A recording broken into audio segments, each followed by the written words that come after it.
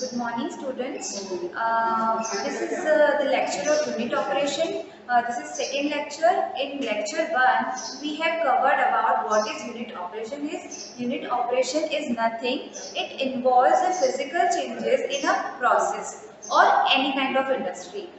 In last class, we have also covered different type of process of unit operation. Which are mass transfer, fluid flow, heat transfer, and mechanical operation. So, in today's class, we will cover heat transfer in detail. What is heat transfer? Heat transfer is flow of heat from one point to the another point due to difference in temperature. The driving force is here the difference in temperature. There are three mechanisms of heat transfer in any kind of industry.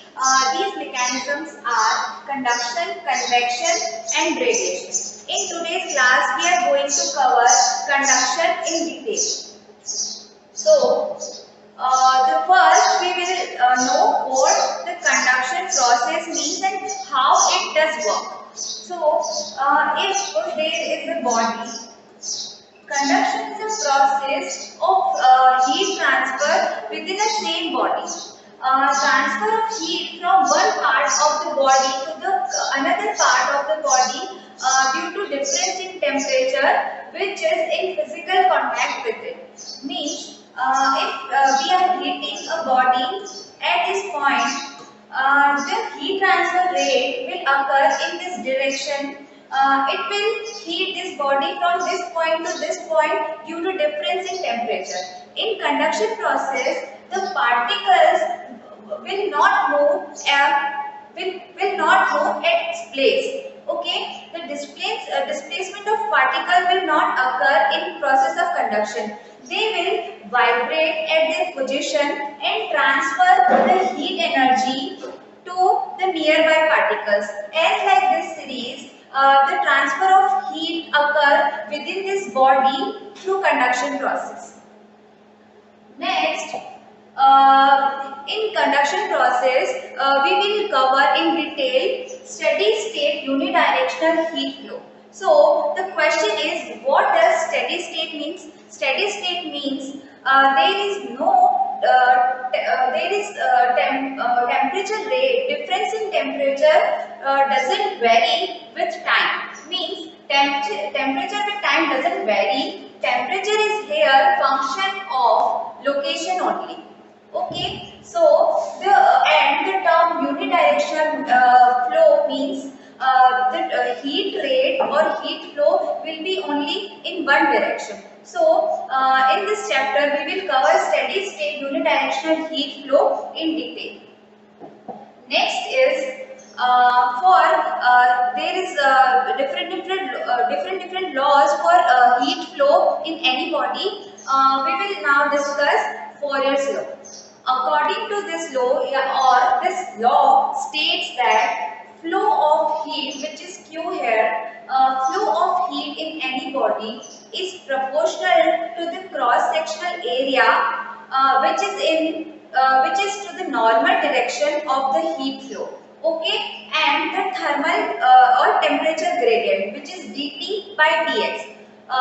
Heat rate in any body, according to the Fourier's law, heat rate in any body is proportional to the cross-sectional area normal to the direction of heat flow and thermal or temperature gradient in the direction of heat flow. What does it mean? Like if we are heating a body, so this, the direction rate is this, this is the heat flow rate or direction of heat is like this. So the cross-sectional area will be normal to the direction of heat flow. Okay, and the temperature gradient, which means difference in temperature with difference in location. Okay, so if we remove this proportionality constant this proportionality sign, a proportionality constant will come here, which is known as thermal conductivity. Here, Q is the rate of heat transfer in any body, whose unit is watt, or in capital we will denote it by capital W, and the K is thermal conductivity, which is our proportionality constant here. A is the cross-sectional area, which is in the normal direction of the heat flow, and dt by dx is the thermal gradient, which unit is Kelvin by meter. Next, if this is the Fourier's law, Q equals to minus Ka dt by dx. If we take the cross-sectional area by this side, this equation will be formed like this. We can name the term Q by A like this. We can denote it by small letter Q, which is known as heat flux here. So, what is heat flux? Heat flux is the rate of heat flow to the unit cross-sectional area. The unit of heat flux is watt per meter square. Here, the negative sign is coming due to as the temperature is decreasing with increase in location like this. If you are leaving a body at this point, if we go in this direction, the heat flow will be in this direction. Temperature will decrease with increase in location. That's why the negative sign is coming here. So there are different cases we will derive for one dimensional steady state condition. There are these three cases for which we derive heat flow rate equations. The first case is heat flow through a slab or a plain wall. Second case is circular cylinder, and the third one is heat flow through a sphere. So, in this class, we will cover heat flow through a plain wall of uniform thickness. So, as you can see in this picture, this is a plain wall whose thickness, or it is a uniform thickness which is H. This is hot phase whose temperature is T1, and this is our cold phase whose temperature is T2. Heat will flow from this direction to this direction because the temperature is high here and temperature is low here. So this is in this direction the temperature gradient will work and heat will flow. And this material is made up of a uniform material of constant thermal conductivity, which is K, and the heat flow this material through this material will be constant from this point to this point. And another point, as the thickness of this slab is lower compared to its cross-sectional area, so the heat losses from edges are negligible in this case. So, if we take Fourier's law,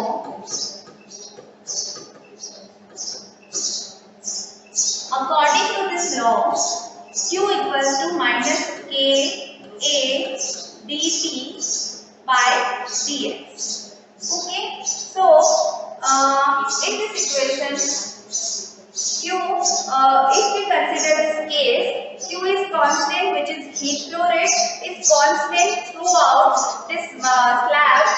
A is the cross-sectional area, which is also constant, and K is the proportionality constant. There are two variables in this equation, which is temperature and the location.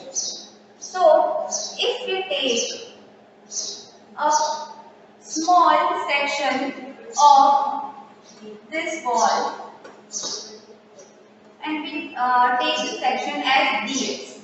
So, there are two variables we will integrate with temperature and location. So, if we take this dx on this side, this equation will be like this: q dx minus k a dt. So, on integrating this equation, we will integrate, there are two variables, location and temperature. We will integrate dx from x equals to 0 to x equals to 1. This will cover the whole wall and temperature, which is T1 to T2. So on integrating this equation, we get q dx will be integrated from x equals to 0 to x equals to x dx. Q is constant here, so we take it out. Minus k, a is also constant, and we will differentiate dt from temperature T1 to T2. From temperature T1 to T2. On integrating this equation, we will get q as limit 0 to x minus ka t limit T1 to T2. So the equation will be like this: q x equals to minus ka T2 minus T1. If we take the negative sign in this bracket, this equation will be like this. On writing this equation again, q into x equals to ka T1 minus T2. If we take x to this side, this equation will be ka upon x T1 minus T2. We can write this equation as delta T upon R, where delta T is the difference in temperature. We can call it driving force, and R is where x upon Ka, which is thermal resistance.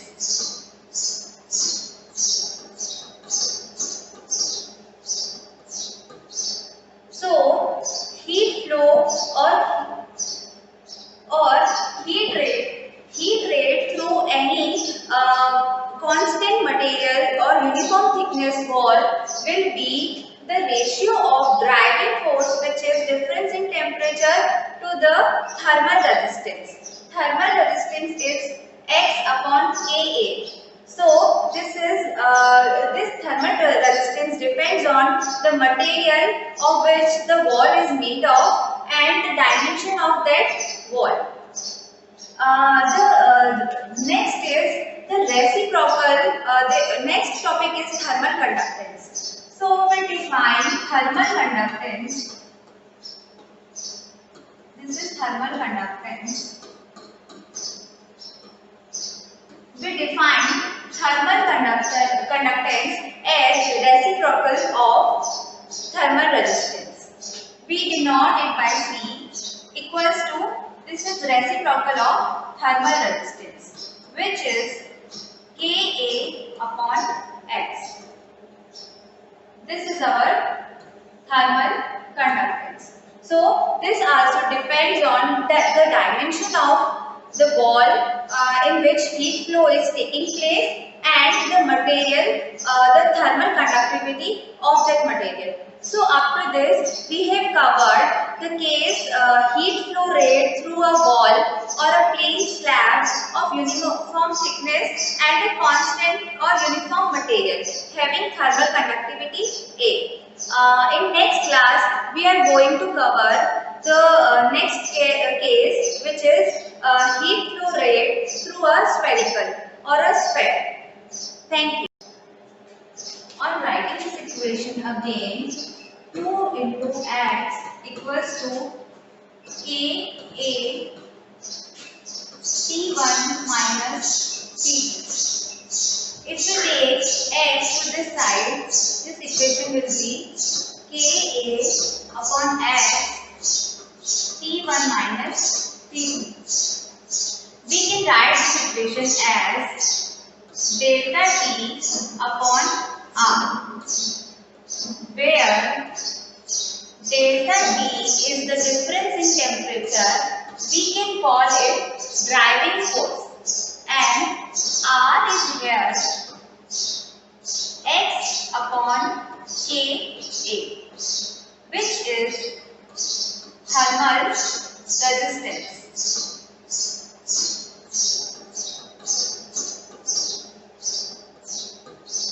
So heat flow or heat rate through any constant material or uniform thickness wall will be the ratio of driving force, which is difference in temperature, to the thermal resistance. Thermal resistance is X upon Ka. So this thermal resistance depends on the material of which the wall is made of and the dimension of that wall. Next is the reciprocal. The next topic is thermal conductance. So we define thermal conductance. This is thermal conductance. We define thermal conductance as reciprocal of thermal resistance. We denote it by C equals to, this is reciprocal of thermal resistance, which is Ka upon X. This is our thermal conductance. So this also depends on the dimension of the wall in which heat flow is taking place and the material, the thermal conductivity of that material. So up to this we have covered the case heat flow rate through a wall or a plain slab of uniform thickness and a constant or uniform material having thermal conductivity A. In next class we are going to cover the next case, which is heat flow rate through a spherical or a sphere. Thank you.